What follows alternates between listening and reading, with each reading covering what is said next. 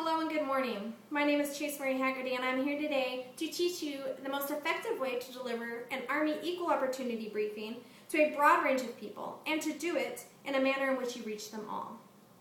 I will be covering the best materials to prepare for your briefing and also the different ways to present your materials so that you can reach your audience as a whole. First, let's prepare for your briefing. To me, the most important part of preparation is to know your audience. Have your daily schedule in front of you of the briefings that you'll be delivering and the units you'll be delivering them to. It makes a world of difference when you're talking about delivering an equal opportunity briefing to 300 male infantry soldiers versus 300 co-ed medical soldiers. Know your audience. Know your soldiers. It is very important. Review and research your subject matter. Whether you're giving a sexual harassment briefing, an equal opportunity in the workplace briefing, a racism briefing, know your rules and regulations and be able to reference them. Do not quote definitions and regulations by the book.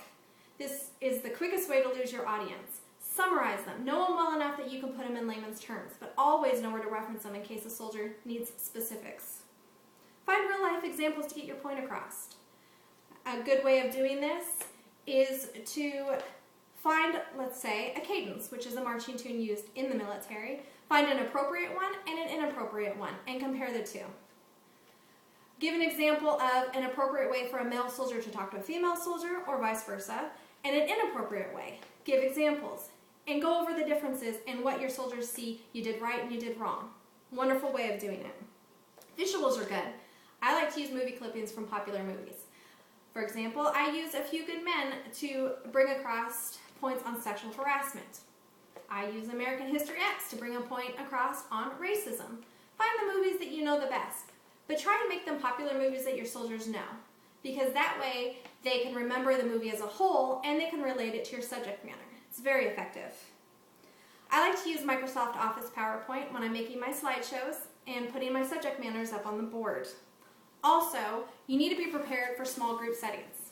I have a binder full of references and materials that I can quickly open up to, find small group exercises, find regulations and rules, and it's all in my binder. So if I don't know the answer right off the top of my head, I know I can look here. Very easy to prepare, very easy to do. There's plenty of material out there. I actually have a couple of these.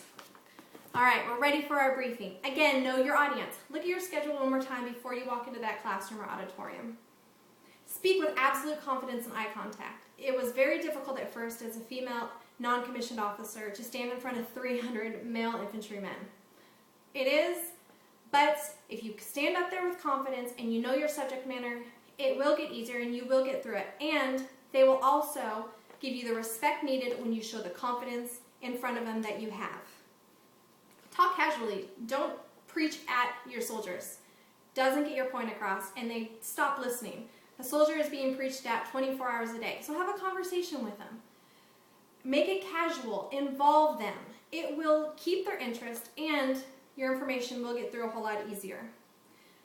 Slides are for subject prompting, not reading word for word. Don't stand up there and read word for word your slideshow. Glance at your slides, know which slide is up there, and then look at your audience and present the material. You should know your material well enough that all it takes is a glance at your slide. Involve your audience. Ask questions. I like to walk throughout my audience. I like to have my audience give me examples of inappropriate jokes versus appropriate jokes. I like to have them give examples of inappropriate gestures, and then the guy next to him tell him what was inappropriate about it. Involve your audience. It keeps their interests. Ask questions and let them ask questions. Don't let your audience walk away with any question in their mind about right or wrong and what you were trying to brief them and the points you had that were important for them to walk away with. Let them ask all the questions. I know you have a time limit, but don't let them walk away not knowing the right thing to do. Anyone can give a sensitive subject briefing like equal opportunity to any type of audience if you are prepared and present it in a way that reaches them. To know your audience and to be confident is key. Preparation makes for good presentation. Always be prepared. If you know your subject matter, the confidence comes across. And if your confidence comes across, you will reach your audience. Now go out there, get the best briefing you can with the most confidence that you have, and I promise you, you will succeed.